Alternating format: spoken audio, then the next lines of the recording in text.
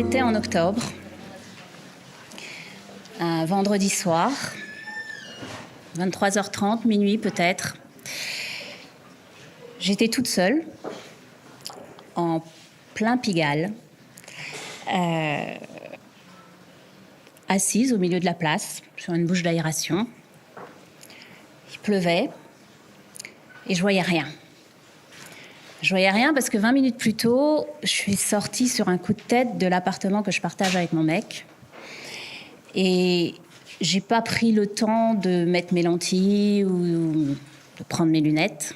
Et je suis super myope. Donc si j'ai pas mes lentilles ou mes lunettes, je vois pas à plus de 15 cm. Je vois que des taches de couleur. Je suis à moitié aveugle. Donc voilà, je suis là, je suis toute seule sous la pluie, très déprimée.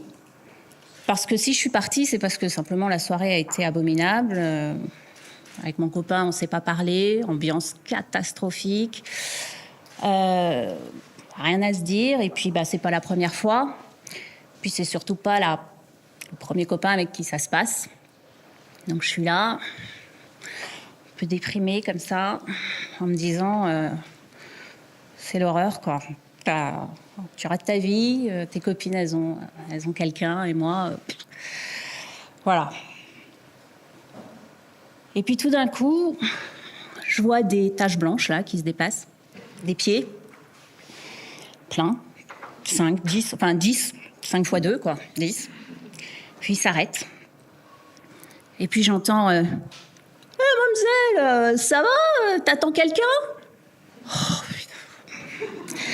Et heureusement, tout de suite après, il y a une autre voix qui lui dit ouais, vas-y, laisse tomber, c'est pas la peine. Attends, si elle est là, c'est qu'elle attend quelqu'un. On est venu là pour s'amuser, pas pour se taper. Vas-y, on se casse. Super. Et ils s'en vont. Sauf 2 taches. 2 taches qui continuent, les dernières, qui s'arrêtent devant moi, qui me font face. J'attends, puis j'entends hé, ça va? T'as un problème?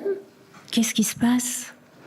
Alors là, je lève la tête, parce que cette voix hyper sympa, et là, je vois rien. Des taches. Mais le son de la voix était tellement sympa que je me lâche. Je me mets à pleurer, je fais non, ça va pas, j'en ai marre, c'est pas.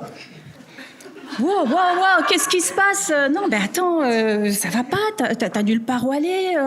Reste pas comme ça, là, sous la pluie. Viens, je t'emmène boire un café. Viens avec moi. Alors moi, non, je suis pas les étrangers à Pigalle la nuit dans un café. Donc je me lève et je le suis. Et je vais donc au café. Alors il veut me payer un café et je lui veux pas de café, pas ça. Pas de problème, t'inquiète pas, je te payerai un chocolat chaud, y a pas de souci. Voilà, il commande un café, un chocolat chaud et on commence à parler. Je lui raconte mes histoires, mon copain, et puis j'en ai marre, puis je suis nulle, ça marche pas. De toute façon, c'est toujours la même chose avec les mecs, tous des salauds, enfin bon. Puis il me raconte aussi ses histoires. Et puis, il est super sympa, il m'écoute, on parle, ça se passe bien. Puis je recommence petit à petit à retrouver le sourire. Et puis voilà, on discute, on raconte des choses, et puis tout d'un coup, quelqu'un qui vient se poser là, à côté de la table, et qui fait « Putain, mais ça fait 1 heure qu'on te cherche. On s'est fait jeter de toutes les boîtes de nuit, on est dégoûtés, il pleut, on rentre. » Non, là, je suis occupée, je suis avec une demoiselle, là, non. C'est toi qui as la voiture, t'es venu avec nous, on rentre pas à pied, il n'y a plus de transport, on se casse. Donc là, il se lève, il va au comptoir, il revient, et il me donne un ticket de métro, et il me dit bon, tiens, voilà, ça c'est mon numéro de téléphone, faut que je parte là, parce que voilà, si ça va pas, tu peux m'appeler.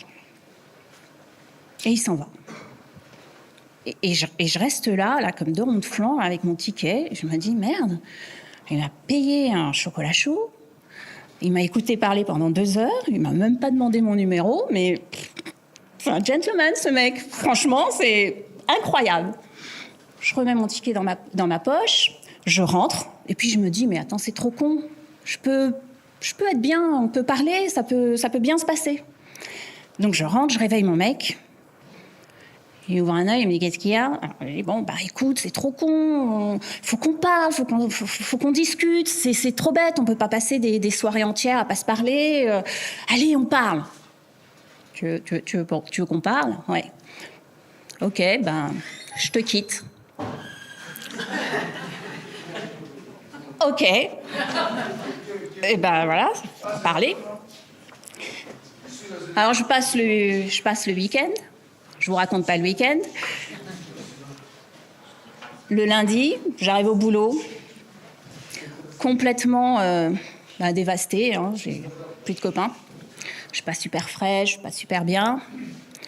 Puis à un moment, je ressors le ticket de métro. Et puis je l'appelle. Je me dis, bah, je vais l'appeler. Il a été sympa, je l'appelle. Alors, je fais le numéro, je décroche. Allô? Oui, vous êtes sur la messagerie, machin. Oh, merde. Bon, ben salut, c'est la fille que tu as rencontrée vendredi. J'ai pas eu le temps de te remercier, mais je voulais te dire merci. Écoute, ça m'a fait vachement de bien, la conversation qu'on a eue. Si tu veux le fin mot de l'histoire, c'est que mon copain, il m'a quittée. Bon, donc, là, je recherche un appart, je sais pas, enfin... Écoute, voilà mon numéro de téléphone, tu peux me rappeler si tu veux, quand tu veux. Il me rappelle pas. Lundi, il m'appelle pas. Mardi, il m'appelle pas. Le lendemain, il m'appelle pas. Mais il m'a pas rappelé, mais c'était pas grave. C'était pas grave parce que ce week-end-là, j'avais compris que je pouvais être quand même heureuse. Même si j'étais pas avec lui, si j'étais pas avec un autre, avec mon mec, que je pouvais moi-même être bien avec moi-même. M'aimer, passer des bons moments. Et puis tant pis, si mon mec, ça va pas, ou si j'ai pas de mec. Et j'ai compris qu'il fallait que je retravaille sur moi, qu'il fallait que je sois heureuse avec moi-même, que j'apprenne à m'aimer moi-même, et que j'attende pas que ce soit quelqu'un d'autre qui m'aime. Alors j'avais du boulot, hein, il fallait que je fasse plein de trucs. Déjà, il fallait que je cherche un nouvel appart. Et puis, il fallait que je change de boulot tant qu'à faire, que je passe le permis, que je reprenne des études. Enfin bon, voilà, j'avais plein de trucs à faire. Donc, c'était pas grave s'il m'appelait pas. Donc, je me mets à faire toutes ces choses-là. Et puis, un jour, évidemment, le téléphone sonne. Oh, salut, je savais pas, je pensais pas que tu me rappellerais. J'ai jamais écouté mes messages. Je suis désolée, comment ça va? Je suis désolée pour ton mec. T'as trouvé un appart? Salut, de retour, mon inconnu qui revient. Bon, salut. Écoute, oui, j'ai trouvé un appart, je déménage la semaine prochaine, et si tu veux, comme tu m'avais payé un café, si tu veux, tu peux venir boire un café à la maison, je t'invite. Ok. Semaine suivante, il sonne à la porte, j'ouvre la porte, et là, je le regarde parce que je vais le voir pour la première fois, parce que j'avais des lentilles. J'ouvre la porte, je le regarde. Ah. Rentre. Vas-y, mets-toi à l'aise, etc. Et donc, on passe la soirée ensemble, très sympa, on parle, on discute. Et c'était très drôle parce qu'on avait l'impression qu'on se connaissait depuis des années et des années. C'était tout de suite hyper sympathique, hyper calme, hyper bien. Et je crois que ce jour-là, je me suis dit tout de suite, ça va être un super copain. Je crois même qu'il pourrait devenir mon meilleur copain. Alors bien sûr, à un moment, il a bien essayé, voilà, de faire une petite approche. T'as plus de copains, etc. Mais je lui ai dit non. Hein. Je lui ai dit non, c'est pas la peine. N'essaye même pas, c'est pas la peine d'essayer. Moi, je suis en phase de je me reconstruis. J'ai pas besoin de mec. Et puis, de toute façon, le jour où je trouve un mec, là, cette fois-ci, je suis hyper sélective. Il faut qu'il soit grand, il faut qu'il soit beau, il faut qu'il soit riche, hyper cultivé, qu'il ait fait des études.